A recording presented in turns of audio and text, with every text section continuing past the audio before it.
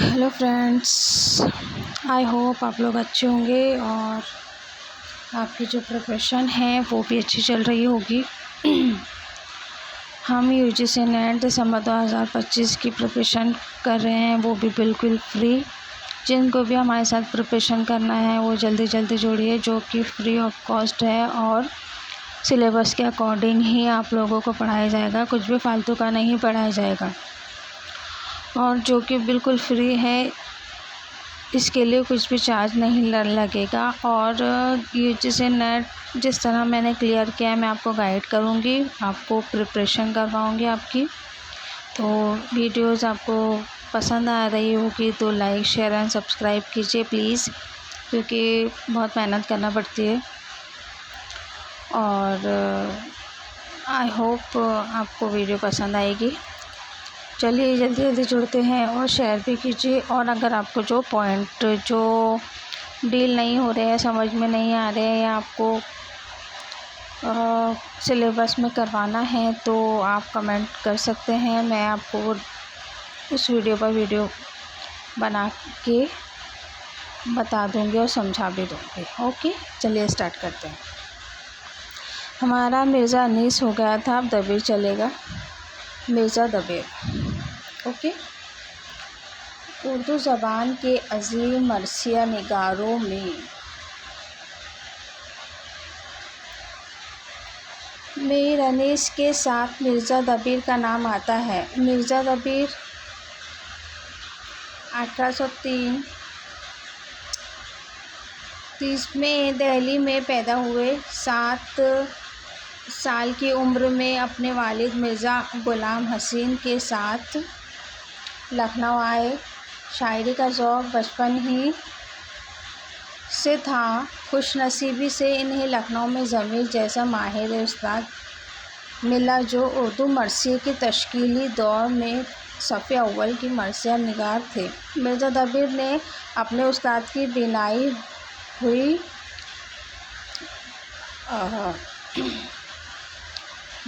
हुई इमारत को सिर्फ कायम ही नहीं रखा, बल्कि बकौल आज़ाद जो कुछ उस्ताद से पाया उसे बहुत बुलंद और रोशन करके दिखाया और फ़न मरसिया को अज़मत की बुलंदियों तक पहुंचा दिया। दबीर की इस अज़मत का अंदाज़ा इस बात से लगाया जा सकता है कि मिर्ज़ा गालिब जैसे अज़ीम शायर ने मिर्ज़ा दबीर के एक मरसिए का एक बंद पढ़कर ये कहा कि वाकई ये हक़ मिर्ज़ा दबीर का है, दूसरा इस राह में कदम नहीं उठा सकता। मिर्ज़ा दबीर बसियार गो और रोज़ो नवेश थे। उन्होंने 74 साल की उम्र पाई, लगभग 3000 मरसिए लिखे। सलाम, नोहे और रुबाइयात इनके अलावा है।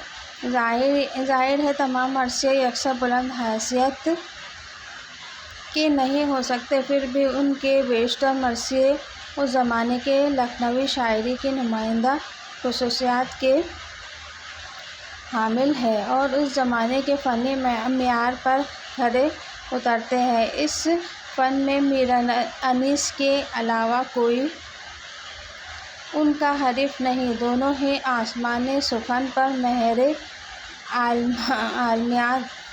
आलमताब बन कर चमक रहे हैं। दबीर के ज़माने में लखनवी शायरी में रुआयत, लफ्ज़ी सनाए व बदाए और ज़ाहिरी ज़ेबाइश व आराइश पर बहुत ज़ोर दिया जाता था और उसे शायराना अज़मत का मेयार समझा जाता था। दबीर भी लखनऊ की इस इल्मी व अदबी फ़िज़ा से मुतासिर हुए और अपनी शायरी के दरोबाम को सनाए व बदाए और तशबीहात व इस्तिआरात से सजाया और सनत, लफ्ज़ी व इज़हार इल्मियत, बुलंद ख़याली और मुश्किल पसंदी पर इतना ज़ोर दिया कि ये तमाम चीज़ें उनकी शनाख्त बन गई। चनाचे नक़ादों ने शौकत अल्फाज मज़ामीन की आमद ندرت تشبیہات و استعارات اور ان کے مرثیوں میں پائے جانے والے غم انگیز اشاروں اور درخیز کنایوں پر انہیں خراج تحسین پیش کیا ہے۔ علامہ شبلی جو عام طور سے دبیر شکن کے نام سے جانے جاتے تھے، وہ بھی یہ اعتراف کرتے ہیں کہ خیال آفرینی، وقت پسندی، چست استعارات، اختراع تشبیہات، شاعرانہ استدلال اور شدت مبالغہ میں دبیر کا جواب نہیں۔ شوکت الفاظ اور رعایت لفظی کے ساتھ ساتھ سراپا نگاری اور رزم نگاری بھی دبیر کا نمایاں وصف ہے۔ انہوں نے ان دونوں میں خوب جوہر دکھائے۔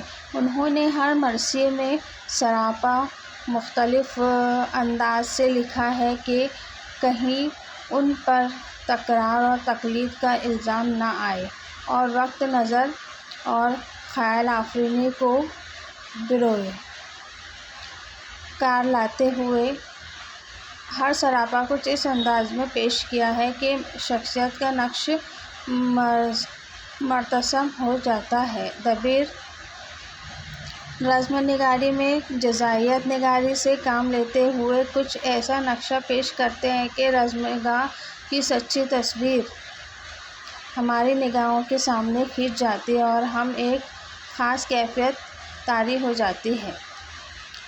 دبیر کی میراثی کا ایک نمایاں وصف اس کا علمی رنگ اور موضوعاتی رنگا رنگی ہے۔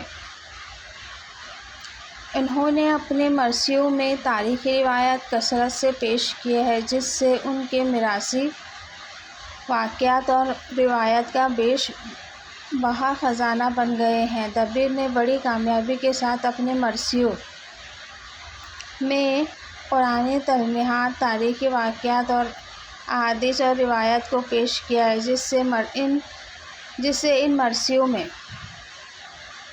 ایک علمی وزن اور وقار پیدا ہو گیا ہے۔ اس میں شبہ نہیں کہ بہت سی روایات ضعیف اور ناقابل اعتبار ہیں۔ غالباً دبیر نے واقعات میں رنگ آمیزی شعری ضرورت سے کر لی ہے، کیونکہ واقعات میں رنگ آمیزی کے بغیر تاریخی واقعات کی زندہ و متحرک تصویر نہیں پیش کی جا سکتی۔